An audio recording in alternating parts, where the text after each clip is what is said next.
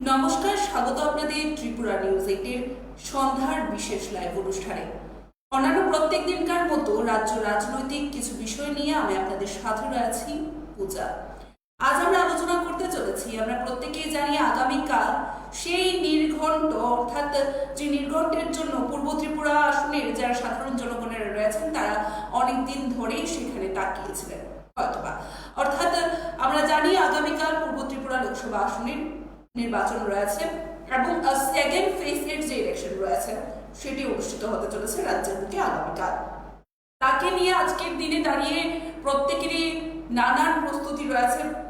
সেখানে প্রত্যেকটি দলের কিভাবে কোথায় পিকেটিং করবেন তারা সেই প্রস্তুতি যেমনটা রয়েছে, যারা কর্মীরা রয়েছে, যারা ভোট গ্রহণ প্রক্রিয়ায় কর্মী হিসাবে কাজ করছেন, বিভিন্ন জায়গা থেকে যাচ্ছেন, তাদের একটা তৎপরতা আমরা দেখতে পাচ্ছি।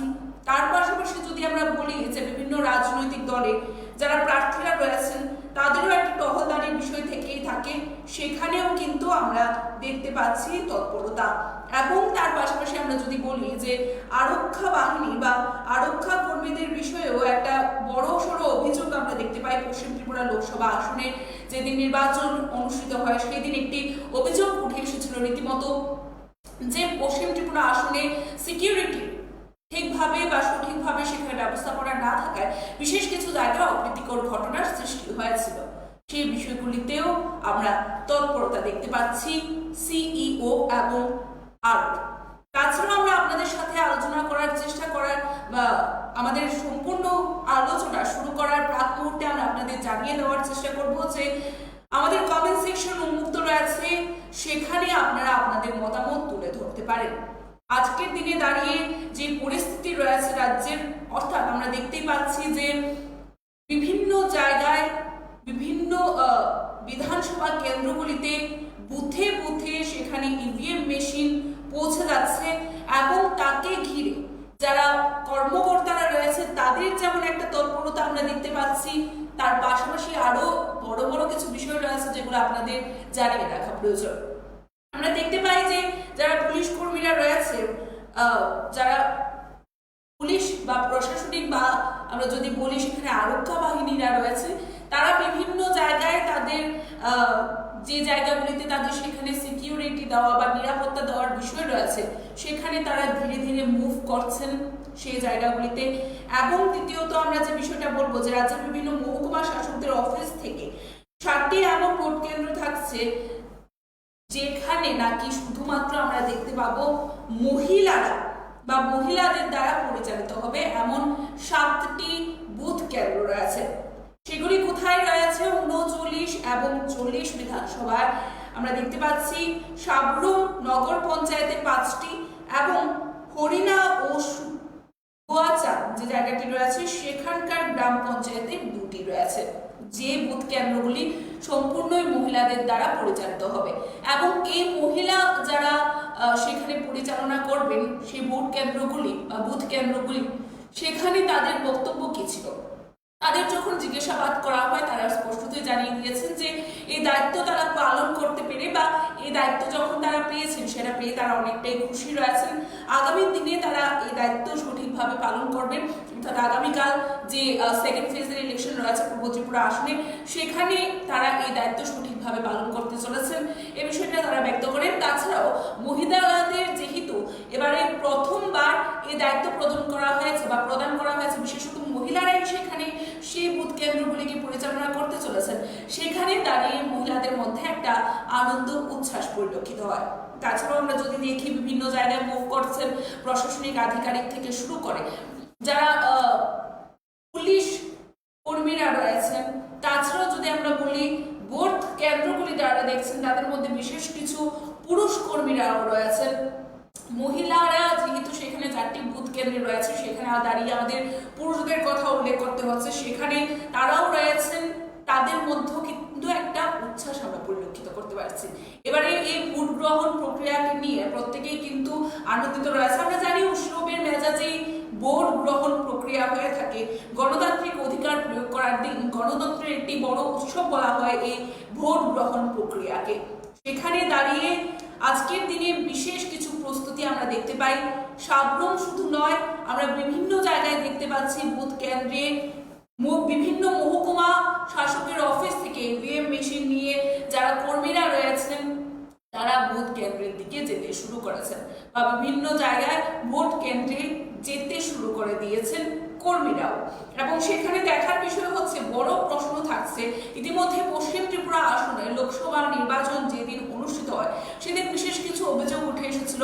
আমরা বিরোধী পক্ষকে বা অপোজিশন যে দল রয়েছে তাদের আমরা দেখতে পাই যে বিশেষভাবে তারা অভিযোগ তুলে ধরেছিলেন যে বিভিন্ন জায়গায় ছাপ্পা ভোট হয়েছে, কোথাও কোথাও তাদের কিছু পরিচিত বাড়ি ভোটাররা রয়েছেন যারা নাকি তাদেরই অর্থাৎ বিরোধী পক্ষেই তাদের ভোট যাওয়ার কথা ছিল, সেখানে নাকি তারা দেখতে পেয়েছেন এমন কিছু ভোটারদের বাড়ি থেকে বেরোতে দেওয়া হয়নি, বিভিন্ন হুমকির শিকার হতে হয়েছে তাদের, এবং তার পাশাপাশি ভয় দেখিয়ে বাড়িতে পৌঁছে দেওয়ার মতো ঘটনাও ছিল, যেগুলো আমরা দেখতে পাই বিরোধী পক্ষের থেকে অভিযোগ উঠে এসেছে। এবং বিরোধী পক্ষ আরো একটি বিষয় জানিয়ে দিয়েছেন যে তারা রিপোর্ট চায়। আমরা পশ্চিম ত্রিপুরা আসনের যে লোকসভা নির্বাচন অনুষ্ঠিত হয় তার পরবর্তী সময়ে সন্ধ্যাকালীন সময়ে আমরা দেখতে পাই যে বিরোধী পক্ষ তাদের একটি সাংবাদিক সম্মেলন করেন এবং সেই সাংবাদিক সম্মেলনে তারা জানিয়ে দেন বিভিন্ন জায়গায় ছাপ্পা ভোট হয়েছে এবং সেই ছাপ্পা ভোট বা এই যে পরিস্থিতি ছিল সেই নিরিখে তারা সম্পূর্ণভাবে সেখানে চাইছে রিপোর্ট, এমনটাই কিন্তু তারা তুলে ধরেছিলেন। কিন্তু আমরা যদি অপর পাশে আপনাদের ব্যাখ্যা করার চেষ্টা করি, আমরা দেখতে পাই শাসক দলও ঠিক একই দিনে পশ্চিম ত্রিপুরা লোকসভা আসনের যেদিন ভোট গ্রহণ প্রক্রিয়া হয় সেদিন আমরা দেখতে পাই তাদেরও একটি সাংবাদিক সম্মেলন রাখেন এবং তাদের দিকে যখন সংবাদ মহল থেকে একটা প্রশ্ন ছুড়ে দেওয়া হয় যে বিরোধীরা দাবি করছেন যে ভোট গ্রহণ প্রক্রিয়া সেখানে ফ্রি অ্যান্ড ফেয়ার ইলেকশন সেখানে হয়নি, কোথাও কোথাও ছাপ্পা ভোট হয়েছে, কোথাও কোথাও ভোটারদের আটকে দেওয়া হয়েছে, কিন্তু ভোট হয়েছে, সেখানে দাঁড়িয়ে কিন্তু আমরা দেখতে পাই শাসক পক্ষ বললেন যে বিরোধীরা রাজ্যের জনগণকে বিভিন্নভাবে বিভ্রান্ত করছেন বা বিভ্রান্তির মুখে ফেলে দিচ্ছেন, সেখানে দাঁড়িয়ে এমনটা করলে আইনত ব্যবস্থা গ্রহণ করবেন, এমনটা কিন্তু স্পষ্টত তুলে ধরেছিলেন শাসক দলীয় যিনি রাজ্য সভাপতি রয়েছেন রাজীব ভট্টাচার্য। আপনারা প্রত্যেকে অবগত রয়েছেন এই বিষয়গুলোতে। এবং আরো একটি হাস্যকর বিষয় হচ্ছে 100%-এরও বেশি ভোট পড়েছে, যেটা নাকি অনেকটাই হাস্যকর বিষয় ছিল, কিন্তু তার পরবর্তীতে আমরা এই বিষয়ে চিফ ইলেকট্রাল অফিসার যিনি রয়েছেন উনার কোনো পদক্ষেপ গ্রহণ করতে দেখিনি। তাকে নিয়েও কিন্তু নানান মহলে আলোচনা রয়েছে যে যখন এই ধরনের বিষয় উঠে আসছে তবে কতটুকু ফ্রি অ্যান্ড ফেয়ার ইলেকশন হয়েছিল পশ্চিম ত্রিপুরা লোকসভা আসনে, কেননা প্রত্যেকটি লোকসভা আসন অর্থাৎ রাজ্যের দুটি লোকসভা আসনই রয়েছে, সেখানে পশ্চিম ত্রিপুরা এবং পূর্ব ত্রিপুরা অর্থাৎ এই দুটি আসনের ফলাফল ঘোষণা হতে চলেছে 4 জুন অন্যান্য রাজ্যের ন্যায়। সেখানে দাঁড়িয়ে কিভাবে প্রমাণিত হবে যে রাজ্যের বুকে এই দুটি লোকসভা আসনে স্পষ্টতই সেখানে ফ্রি অ্যান্ড ফেয়ার ইলেকশন হয়েছে, বা সেখানে যে বর্তমানে প্রশ্নটা উঠে আসছে চিফ ইলেকট্রাল অফিসার কেন সেখানে নিস্তব্ধ রয়েছেন, কেন সেখানে তিনি চুপ রয়েছেন, কেন কোনো ভূমিকা গ্রহণ করেননি, যখন বিভিন্ন পত্রপত্রিকায় বা বিভিন্ন জায়গায় উঠে আসতে দেখা গেছে যে বিশেষভাবে 100%-এরও বেশি যে ভোট হওয়ার বিষয়টি সেটা কিন্তু রীতিমতো তাক লাগিয়ে দিয়েছে প্রত্যেকের মধ্যে, এবং প্রত্যেকের মধ্যে একটা জানার আগ্রহ ছিল যে কিভাবে 100%-এরও বেশি ভোট পড়তে পারে, সেটাকে নিয়ে কিন্তু প্রত্যেকের মধ্যে একটা বিষয় ছিল বা একটা প্রশ্ন ছিল। এবার দেখার বিষয় হচ্ছে যে পশ্চিম ত্রিপুরা আসনে লোকসভা নির্বাচনের পর অনুষ্ঠিত হওয়ার পর এবারে কাল অর্থাৎ আগামীকাল আর মাত্র বেশ কিছু সময় রয়েছে, তা পেরোলেই কিন্তু আগামীকালকে প্রত্যেকেই গণতন্ত্র অর্থাৎ পূর্ব ত্রিপুরা আসনের যারা সাধারণ জনগণেরা রয়েছে তারা তাদের গণতান্ত্রিক অধিকার প্রয়োগ করতে চলেছেন। গণতান্ত্রিক অধিকার প্রয়োগ করার ক্ষেত্রে যেন কারোরই কোনো ধরনের অসুবিধার সম্মুখীন না হতে হয়, বা এমনও কিছু বিষয় রয়েছে, এমনও অনেক আমরা যেহেতু সামাজিক মাধ্যমে প্রত্যেকেই বর্তমানে অ্যাক্টিভ থাকেন, সেখানে দাঁড়িয়ে আমরা দেখতে পাই সামাজিক মাধ্যমে অনেকেই বিভিন্ন জায়গায় প্রকাশও করেছিলেন যে ভোট দিতে যায়নি কিন্তু ভোট হয়ে গেছে, এমনও অনেকে ব্যক্তিগত মতামত তুলে ধরেছিলেন যা প্রত্যেকেই দেখতে পায়, তার পাশাপাশি আমরাও দেখতে পাই সামাজিক মাধ্যমে। সেই বিষয়গুলো যেন আগামীকাল অর্থাৎ পূর্ব ত্রিপুরা আসনে না হয়, সেটাই কিন্তু আর্জি রেখেছেন বিরোধী পক্ষরা স্পষ্টতই বলছেন যে রাজ্যে ছাপ্পাবাজি হচ্ছে, ভোট গ্রহণের নামে প্রহসন হচ্ছে এবং রাজ্যে বর্তমানে গণতন্ত্র বিদ্যমান নয়। একেবারে স্পষ্টত তারা এমনটাই তোপ দাগছেন বা তাদের ক্ষোভ উগড়ে দিচ্ছেন বিভিন্ন সাংবাদিক সম্মেলনের মাধ্যমে, যে বিষয়গুলো আমরা দেখতে পাই।